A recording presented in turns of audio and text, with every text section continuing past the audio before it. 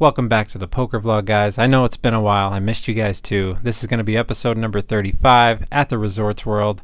We'll get into what's been going on at the end of the video. For now, let's get right into the hands. 2-5 no limit, $1,200 buy-in. Let's go. So we hop in a brand new 2-5 game. It's been running for about 30 minutes, and about 5 minutes after I sit, we waste no time getting in the action. We pick up Ace-King from under the gun. I open for $20. A player 2 seats to my left who posted his missed blinds this hand, he makes it $65.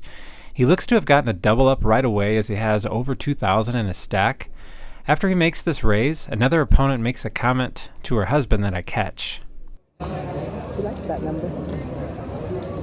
So he likes that number. After hearing that, I can only assume he's been an active player early on.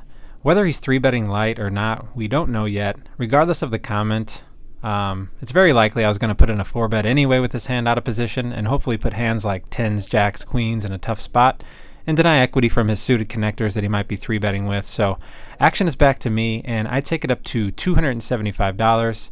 He goes into the tank for quite a bit. Seems like he's not sure what to do.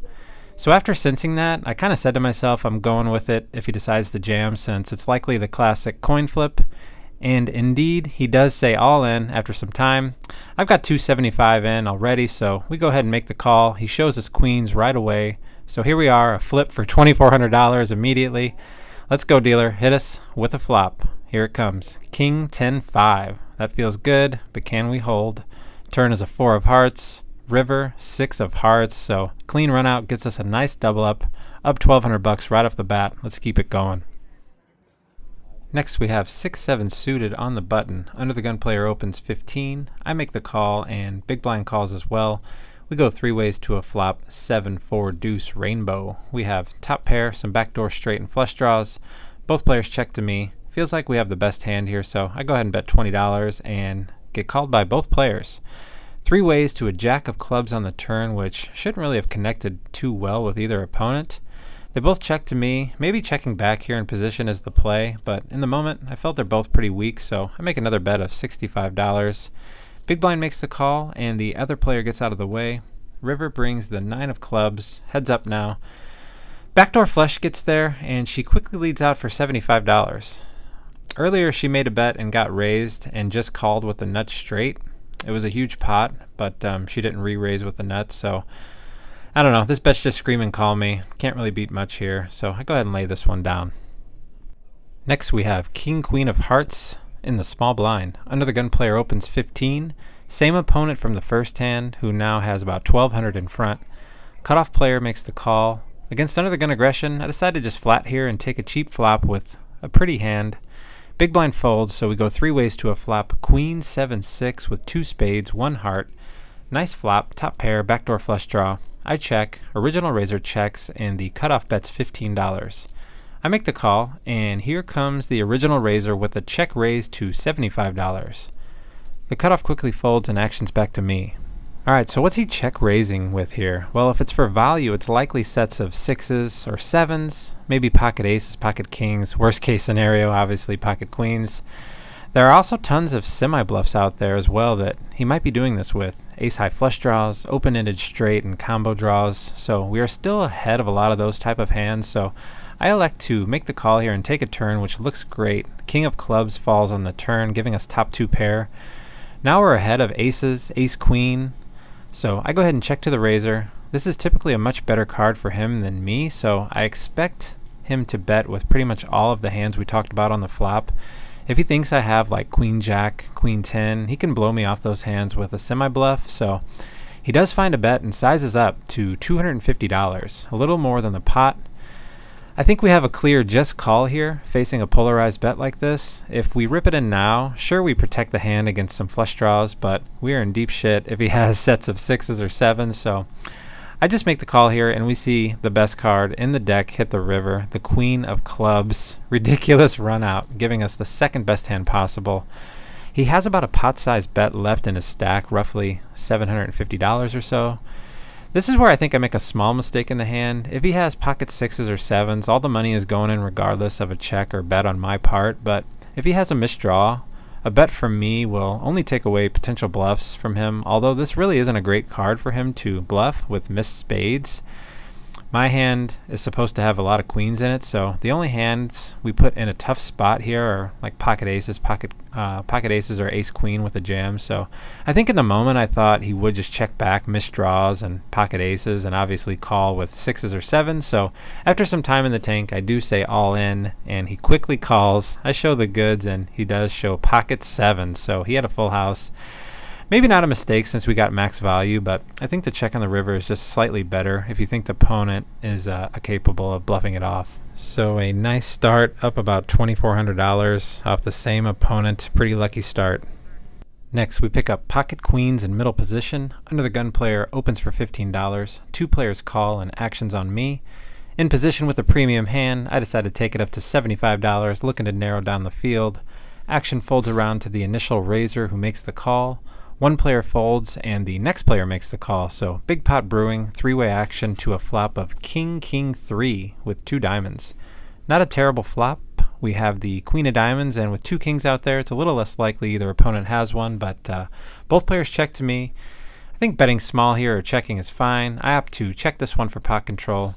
Turn brings a blank deuce of clubs. Now, under the gun player leads small, bet of $75. Next player folds.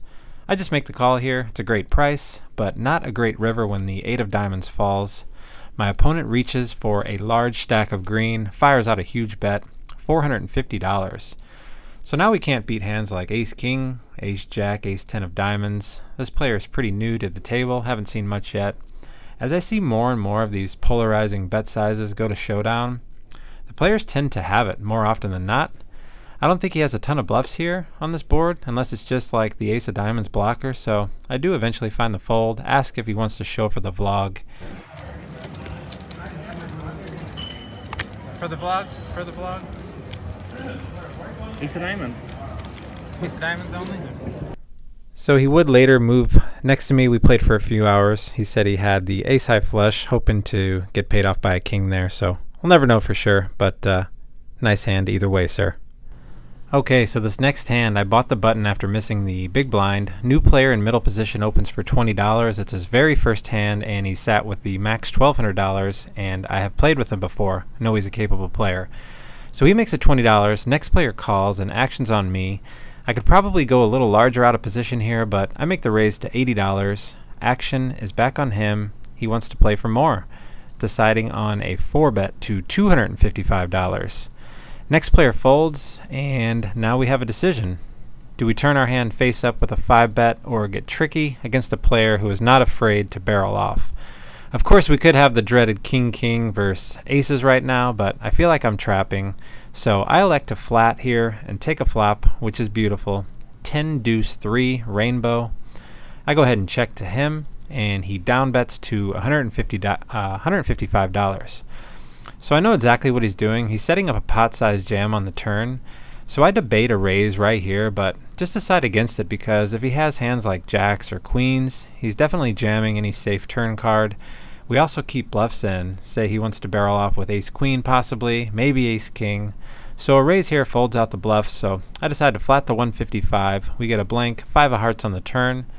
I check, and he takes about 20 seconds or so and does indeed announce all in for $790, almost a pot-sized bet. I pretty much have to snap call. I ask if he has aces. He shakes his head no and shows ace-king. We're in great shape here to scoop another $2,400 pot. Until the ace of diamonds crushes our soul on the river, giving him top pair of aces, which is good. So we have an 84% chance of being up $3,400 after that one. That one hurt a little bit.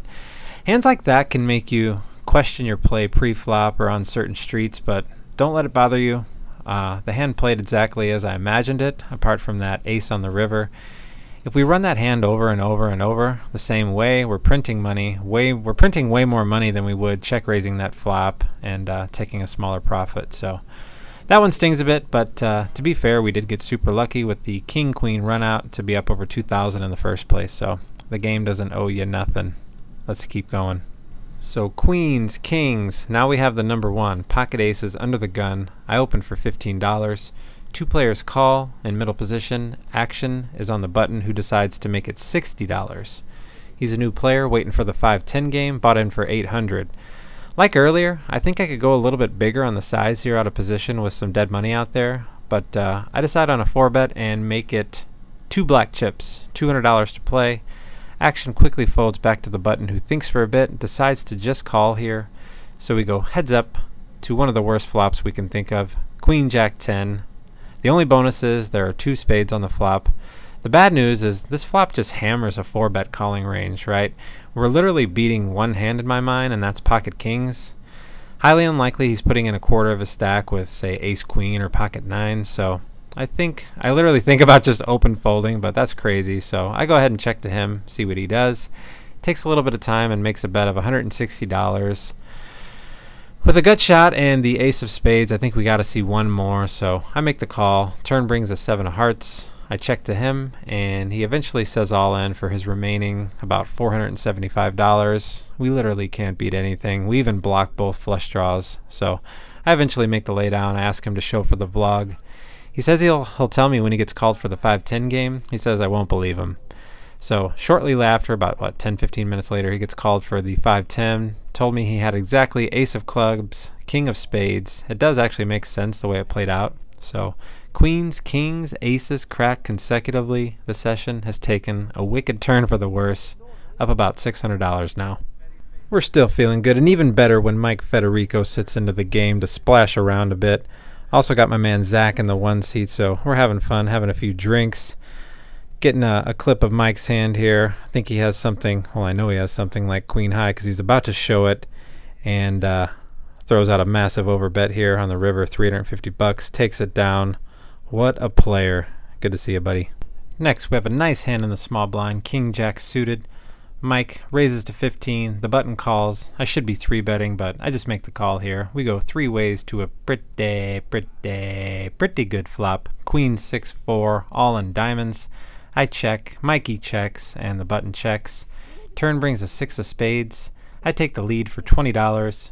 Fetty tosses out a call, asks if I already have a full house. Button calls as well. 3 ways to an ace of spades on the river. Looks like a safe card as long as neither player had ace 6 for $15, so I go ahead and bet $70. Mike knows I have the goods. He announces fold, but hangs on so he can show me.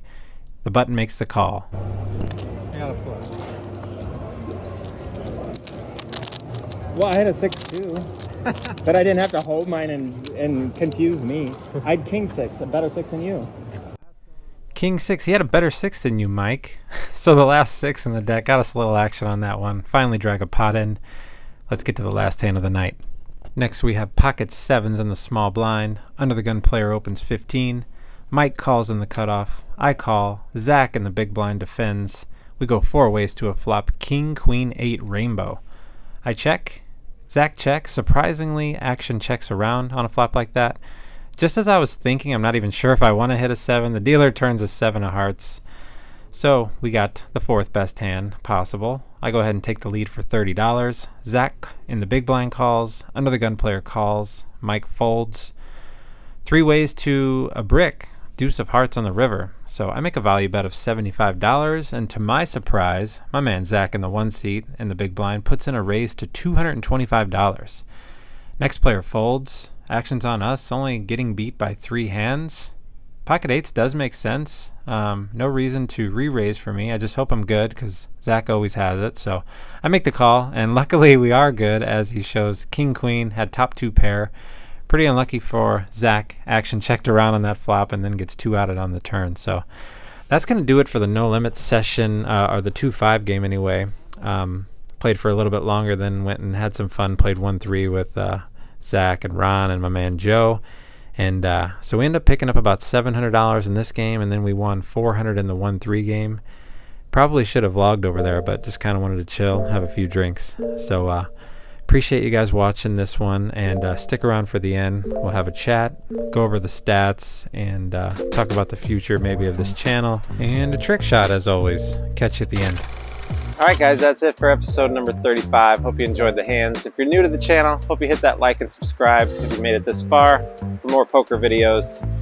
I know, different background today. I'm not in Las Vegas, up in St. Louis and Arnold, Missouri to be exact, my hometown.